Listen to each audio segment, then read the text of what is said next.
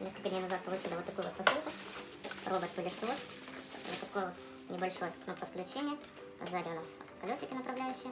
Здесь отсек для аккумулятора и сам пылесборник. Пылесборник очень небольшой. Он не предназначен для сбора крупного мусора. Он больше подходит для сбора пыли на ежедневной основе, для сбора волос, шерсти животных. Вот такой вот небольшой пылесос.